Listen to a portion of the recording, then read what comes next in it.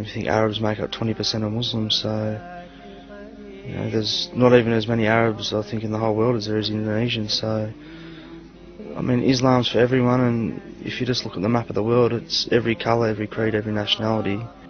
I went through a period of about 5 or 6 years of my life where basically if you were to look at me, you'd say he's a scum of the earth, and that's the way I was treated, and that's what I was, and it was from my own hand. I destroyed my family, I destroyed myself, I destroyed anything that I ever care about, and I kept on going down and down and further down in life until I was at the bottom of the barrel. I was pretty much the worst people, and certain things happened to me that I don't want to elaborate on too much further here, because as a Muslim's meant to conceal his sins, and I'm not too proud of how I used to be. But there came a point where I asked God to save me from what was going to happen to me. I was either going to get killed or certain things, and I said to myself, I'll have to do it now, mate. There's no turning back, Muhammad. You've come to this point in your life where last part has God Almighty shown you, I must admit I did have a lot of believed in a lot of the negative stereotypes about Islam, such as sort of the irrational, the terrorist, misogynist type attitude of Muslims. And when I found this was not the case, that it spurned more interest. And well, what else don't I know? And the Muslims actually that I met, like the first time I actually had that human contact with Islam and Muslims, they were actually some of the finest human beings that I'd met, and it was quite shocking to me, actually.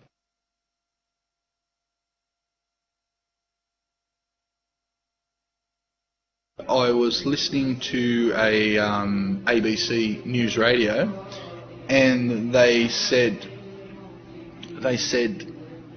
that a Queensland company had just marketed a special honey, a medicinal honey, because honey has a lot of antibacterial properties. Okay, 2 days before that, I'd been given my first Quran. All right, that afternoon, I thought to myself, "Oh, that's interesting about the honey, etc." That afternoon, I went home and I said, "Oh, let's have a look at this Quran," and I opened it up to Surah the B, and I apologise, I don't remember the verse, but the very thing I read when I got home was,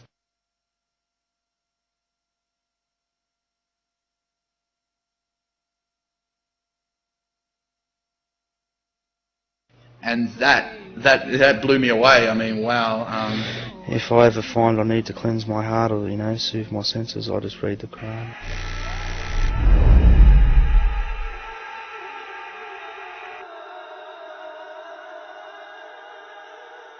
Before I came to Islam,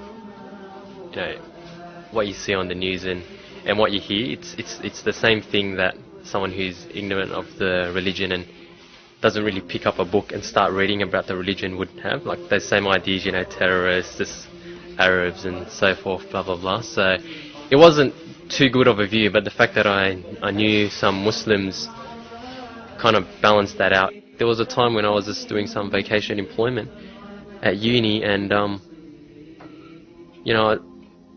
was nowhere else to pray, so I just got up and said, okay, I need to pray, and I just prayed, right on the side there. And after when I finished praying, they started asking about Islam, and it's an opportunity, I guess, to tell them more about Islam. Initially, they'll be like, they don't know how to take it, like, because they don't want to say anything wrong, but it's a matter of being steadfast and making yourself known as a Muslim, so people would ask you, because I think a lot of people are curious just exactly what Islam is, and if they find out you're a Muslim, then they'll tend to have, so far personally, my experience have all been positive, so they've all been like, just what is Islam, why do you pray, etc, etc.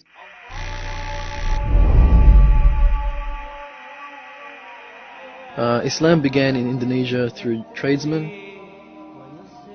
The honesty of these tradesmen in their business dealings and their manners sort of made them stand out in that society. And so when the message of Islam came, it was easy for them to accept. Previously, Indonesians worshipped idols, which meant when Islam came to them, it made sense to them, and that they realized that gods cannot just be carved out of stone or wood, and that God is much greater than that.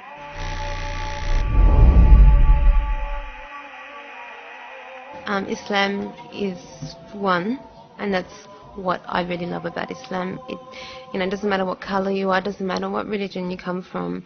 It invites everybody in, and it's very different to what the Jewish people teach you as well. So that was another reason why I actually came here, because in like a sense, it sort of makes sense because it starts from Adam and it goes all the way to the last prophet, and that involves everyone. It involves all religions that believe in God.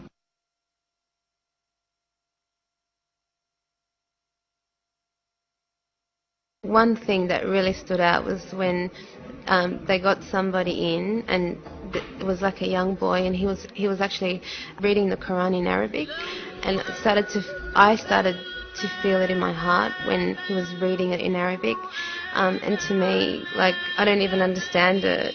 I was actually like wanting to cry. I was actually thinking to stop it, because I'm gonna cry in a second. So, like, that's when I knew, well, definitely I feel it in my heart if I can feel this, yeah.